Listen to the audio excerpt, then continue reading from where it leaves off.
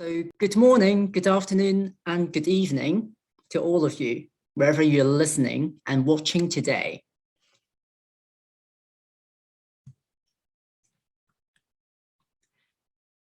Now, as the title suggests, we're going to look at synchronous and asynchronous learning in this session. But before we start, I'd like to ask you a question. What comes to your mind when people mention the phrase synchronous and asynchronous learning? Feel free to share your ideas in the chat. What does it mean to you?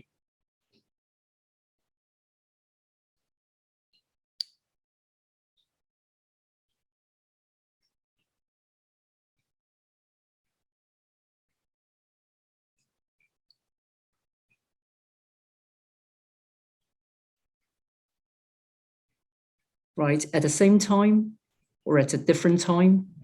Yeah, in class, outside class? It's going quite fast, the chat. Right, in presence or online? Synchronous in school, asynchronous at home? Right. Thank you for your ideas. So I think we're on the same page here. So as you can see, the notion of synchronous and asynchronous learning is a very broad topic, and it comprises quite a few areas in their own right. So to start with, there's blended learning, which combines face-to-face lessons with an online self-study element outside lessons. There's also flipped classroom, which is a type of lesson procedure. And it's one of the ways which blended learning is realized in our teaching. On top of that, people are now talking about hybrid classroom as we're adapting to the constantly changing situation around us. So that all sounds very exciting, but where do we start? Well, I was thinking back to my journey of teaching and learning over the past 18 months, and specifically, I've tried moving various lesson activities back and forth the synchronous space and the asynchronous space. And with hindsight, I'd like to share with you some of my reflections on how I've made decisions about lesson activities. So that's the main focus of this session. And to make it easier for you to follow, I'm going to summarize my thoughts in 5 principles. Now, I have to say, these principles we're going to look at are by no means definitive. And as we forge ahead, I suspect I'm going to refine them continuously, and you might do the same further down the road. Now, so you share your ideas about synchronous and asynchronous learning earlier in the chat. And just making sure we're on the same page, these are the definitions provided by the Oxford Dictionary of Education. So in the context of teaching English as a foreign language, we define synchronous learning as learning moments which take place during a lesson, whereas asynchronous learning occurs outside a lesson in the student's own time. And for the sake of simplicity, I'm going to use the words activity and task interchangeably in this session. So we won't go into the fine differences between the two words. And although we've associated online lessons with synchronous and asynchronous learning for the most part, I'd like to stress that this notion also applies to face-to-face lessons in the physical classroom. Now, when it comes to choosing lesson activities for synchronous and asynchronous learning, I usually ask myself these 2 questions. My overarching concern is that every decision I make will lend themselves to maximizing learning opportunities in the classroom. So to answer these 2 questions, we're going to move on to the first principle. Do it together or do it on your own. Now, that's exactly what it says on the tin. Can a lesson activity be completed by my students on their own? or does it require collaborative input from other students? Now, I think the answer is relatively straightforward there. So if my students can complete an activity entirely on their own, I may consider moving the activity outside the lesson. So my students would complete the activity in their own time, and then they will either self-check their work or come to the next lesson for feedback. On the contrary, if an activity requires collaborative input from other students, then it'll make better sense to use it during a lesson when everyone is in the same space. Now, I'm aware that this principle doesn't fully address the two questions I put forward earlier, and we're going to build on this later on. For now, I've provided a list of lesson activities on the screen. So, thinking about what you've heard so far, can I ask you to put these activities in two groups, synchronous or asynchronous? So feel free to share your ideas in the chat.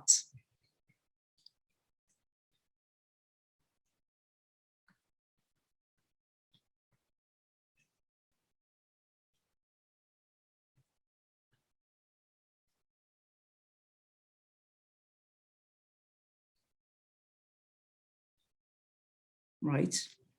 Yeah, number 2, role play, discussion task. So do it synchronously. Yeah, right. So I've got a couple of more answers coming in.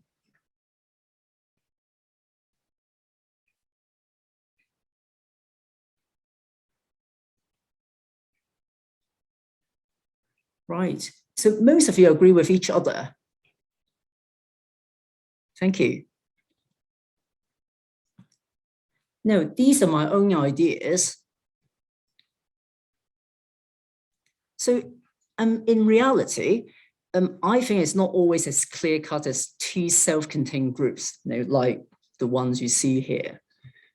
Just to give you an example, I've put number 6, sentence construction tasks, in the asynchronous group. But in the past, I've also adapted those tasks for an interactive pair activity during lessons. So that's an upgrade, if you may say, to this principle.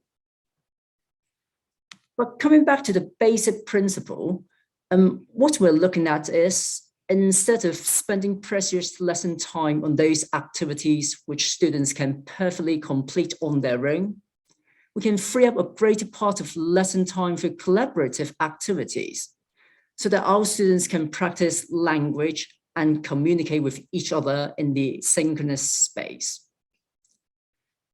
And how does it work in practice? So let me illustrate this principle with a sample coursebook page. As you can see, this is a unit on the present perfect simple and the past simple. Now, provided that the target grammar has been clarified, you can consider moving exercise 6, the gap fill, outside a lesson. Since you've freed up lesson time that would otherwise be taken up by the gap fill, there's an opportunity for you to introduce a communicative practice activity during the next lesson. So that's the idea. Another benefit is that when students are given flexible time to complete this gap fill on their own, we're creating more or less a level playing field for our students. Now, what do I mean by that? So I imagine most of you have taught mixed ability classes, haven't you? Or in fact, you may be teaching a mix of stronger and weaker students in the same class this year. What I've noticed is that it takes longer for some students to internalize new grammar structures, and the ability gap between the stronger and the weaker starts to manifest itself during the gap fill task. And by the time we've moved on to language practice in the lesson, this ability gap keeps widening gradually. So the weaker students continue to struggle with producing language, whereas the stronger students keep improving. And by moving this gap-filled task to the asynchronous space, we're better able to close the ability gap. And we're giving every student a chance of completing this task successfully, however long it takes them. Essentially, we're catering for the different levels of abilities within a group of students by doing that. And this is also what we call a differentiated approach to teaching. Right, so we've just looked at an example which demonstrates the first principle. Now, if I want to go even further, I may consider moving exercise 2, the reading task, outside a lesson. And ultimately, exercise 7 alone is the only part of this coursebook page we're using for synchronous learning. So that's the communicative practice, exercise 7. But look at that, and let me ask you a question.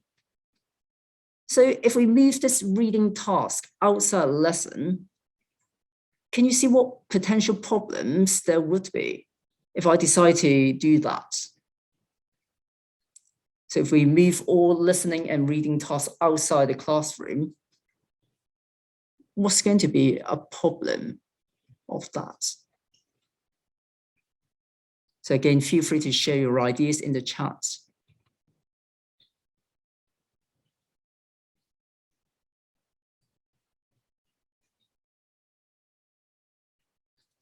Right, that's a good point, Camilla.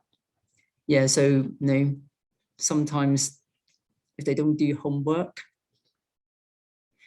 Right, Francesca has a good point. We're not helping them to develop strategies for listening and reading.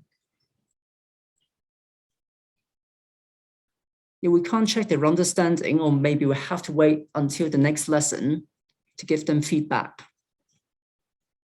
Yeah, not sure if they're doing it by themselves or they're just asking someone else to help them. Right, thank you for your ideas. So I think one of you mentioned the point, we're not developing strategies, and that's a valid point. So you may start wondering if teachers would ever be teaching receptive skills in the classroom again. And that doesn't make sense at all if we need to develop our students' language skills holistically. So this brings us to the next principle.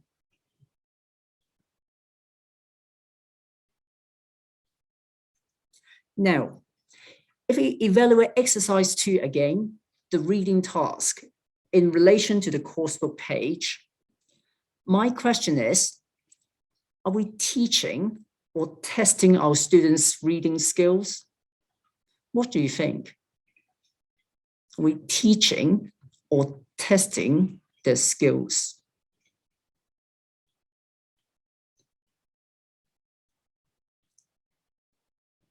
Right. Testing.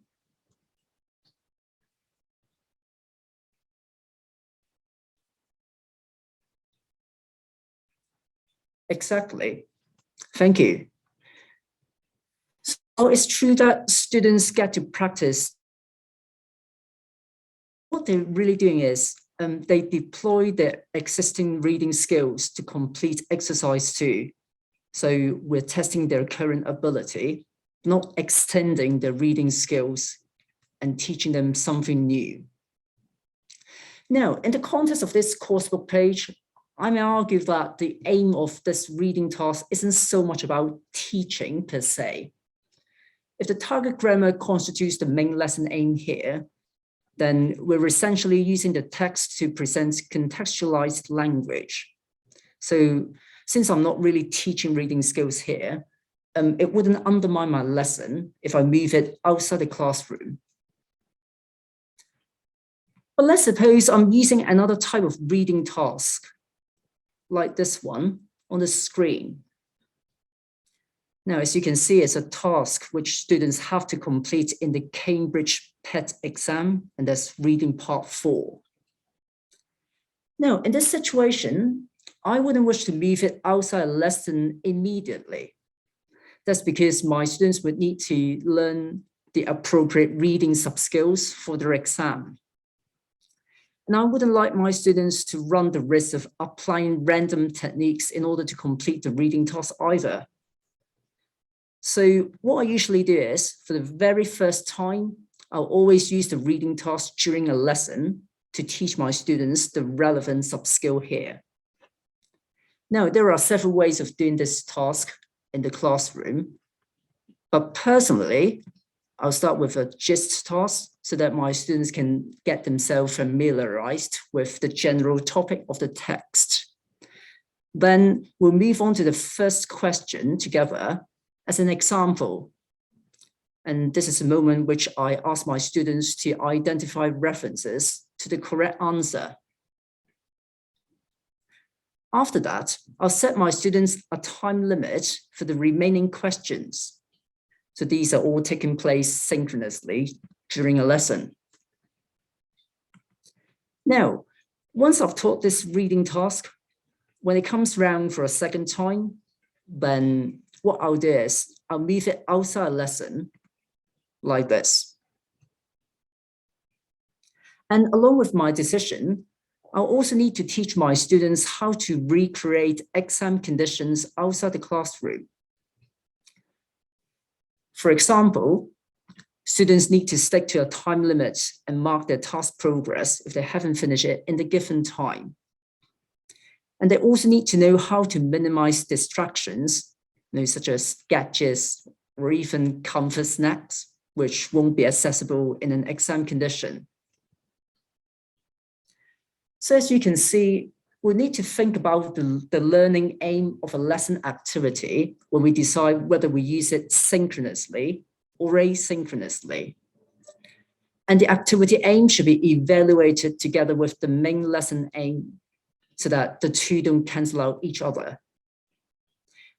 Now, keeping in mind what you've just heard, can I ask you to put the following activities in 3 groups this time? So you see 3 different activities and their aims. And there are 3 groups: synchronous, asynchronous, or both.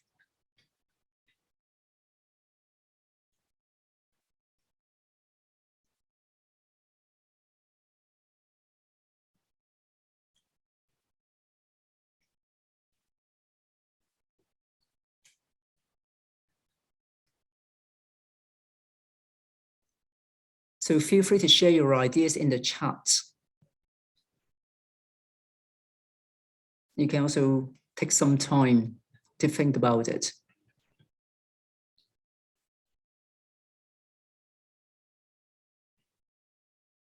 Right, thank you. So I'm seeing different ideas in the chat. All of them we can do it synchronously and asynchronously, right? Or number 3, both. So some of you said number 1. So teaching listening skills synchronously in the classroom. Right, thank you. Now, as I said, there's no one way of doing things. So these are my ideas. So if we're asking students to identify a new feature, so I stress the word new, then it's better to teach them in the lesson for the first time. So that's why I've put number 1 in the synchronous group. Right. So thanks for your ideas. Now, let's move on to the 3rd principle. But before we looked at it together, I'd like to ask you yet another question. When and where do you usually have your most creative ideas? So sorry for the typo, ideas with an S. And feel free to share your answers in the chat.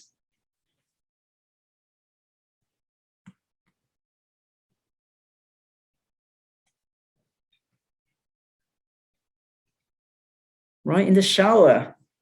at night, yeah, in my bed when you're sleeping or just before you fall asleep. Right, driving in the bath. When I'm daydreaming, very early in the morning,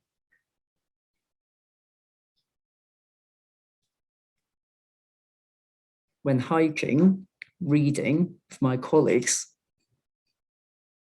Yeah, that's true. They tend to come randomly, do they? So there's no way you can record creative ideas sometimes. Traveling, sleeping. Right, thank you for sharing your ideas. So if you've noticed, we tend to be most creative either when we're not in a hurry or when we're not keeping our brains busy by tackling various tasks at the same time. So broadly speaking, we need plenty of thinking time as well as brain space in order to be creative. And by the layman term brain space, I'm referring to cognitive processing. Now, if you've come to Niall's talk earlier this morning, he was talking about creativity. And some people tend to be a lot more creative than others. And equally, when we ask our students to do the same during a lesson, when they're practicing language, we'll have to at least provide them a reasonable amount of preparation time. In short, we can say creativity and time go hand in hand with each other. And we'll come back to this idea later. Now, this colorful diagram represents a revised version of Bloom's taxonomy. It was originally designed for course syllabus writers to set learning goals and objectives. But I think language teachers can also use this taxonomy to make decisions about lesson activities. So let me explain how it works. On the right, there are a number of actions which refer to what our students do in any activity. So as you can see, these are words which we use frequently in our instructions. The word remember, so that corresponds to our eliciting what students know already, their schemata. And we also see the words understand and apply. So that corresponds to our asking elaborative or checking questions. Now, as we move up the scale, the level of cognitive processing increases from low to high, or from lower order to higher order thinking. And the time required to complete an activity increases as well. Now, on the left, this scale refers to the kind of knowledge which students would need for any chosen activity. And that's from concrete to abstract. Finally, when we combine the two scales, we get the specific type of the activity. So that's how you can use it. Now, coming back to the question about creativity and time earlier. So if we ask our students to create something as part of an activity, we're essentially asking them to engage in the highest order of thinking, which demands a lot out of our students' cognitive processing. Given that the higher the order of thinking an activity requires, the longer it takes, you may wish to consider moving the creative part of an activity outside lesson. That's because students can complete this part on their own. However, if you want your students to create something collaboratively, then it'll make better sense to keep the creative part of the activity during a lesson. Now, I sometimes use videos of speaking tasks when I teach exam preparation classes. So one of the ways which I've used such videos is for my students to reflect on the candidate's performance.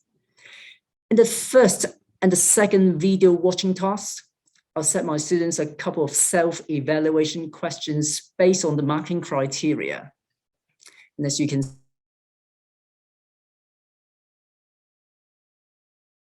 cognitive processing, which is going to take up quite a bit of time for my students to complete the task. So rather than use the self-reflection activity during a lesson and get my students to sit and watch a video for 15 minutes, I can instead get my students to practice doing the speaking tasks in their own time. And that's going to be much more productive use of lesson time. So they're not sitting there, they're not watching the video for 50 minutes in the classroom, but instead they're using the time to practice doing it. Now, having said that, I'm not suggesting that we need to move every higher order thinking activity outside a lesson. So it's about making decisions based on a combination of some of the principles we've looked at so far. And going back to this self-reflection task, it's an activity which can be completed by my students on their own. And the task requires a very high level of cognitive processing, as well as a great amount of time to complete. And that's the reason why it would be better to move it outside a lesson.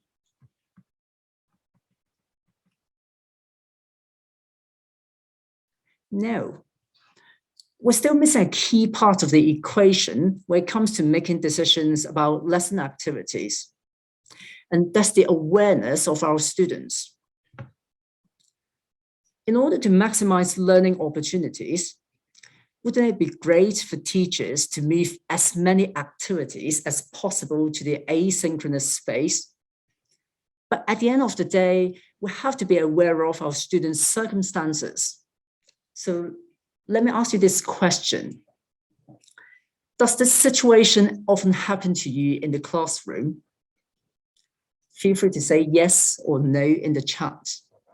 Right, yes, triple exclamation marks. Right, yes, emphatically. Yes, well, they have so much work to do. That's true.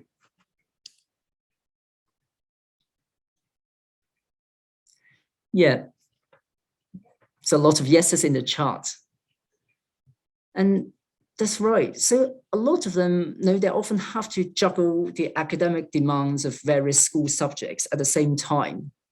So let's imagine if every teacher moved just a couple of activities outside lessons, then our students would end up having an explosive amount of self-learning to do. And once they start falling behind, it's often quite challenging, if not impossible, to catch up with any future lessons.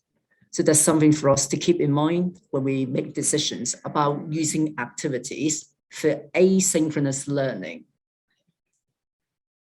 Now, I'm afraid there's no magic solution here, and it all depends very much on the specific students you're teaching.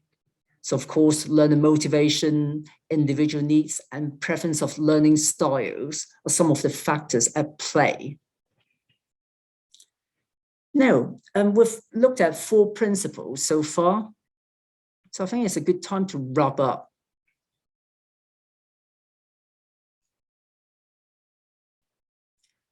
Now, when it comes to thinking about using activities for the synchronous and asynchronous space, we can ask ourselves questions based on the arrangement, the learning aim, the level of cognitive demand, and the awareness of our students. So the 4 principles, as you can see. And I've also said that each principle doesn't operate in isolation of each other. But you may be asking, where's the 5th? So I'm going to conclude this session with the final principle, an eclectic approach. Now, a further question which I've always asked myself in lesson planning is, what difference I'm going to make if I decide to use a specific coursebook activity during a lesson? For example, am I simply relaying to my students the written instructions on a coursebook page? Or if possible, am I actually adapting a coursebook activity so that I can facilitate communication in the classroom? And as always, there are benefits and trade-offs with every decision we make. So I'll be wary of saying that there's only one way of teaching English communicatively, as though there was only one way of choosing lesson activities for synchronous and asynchronous learning. In fact, there's no one-size-fits-all approach to teaching, and it very much depends on how you think learning happens and the learning aims you've set for your students. So these are the 5 principles which I'd like to leave with you today. Over the past 18 months, we've all been sailing through uncharted waters, I'm sure you know. And as we forge ahead, I hope you find these principles useful when you're making decisions about lesson activities in your planning. Thank you very much for listening.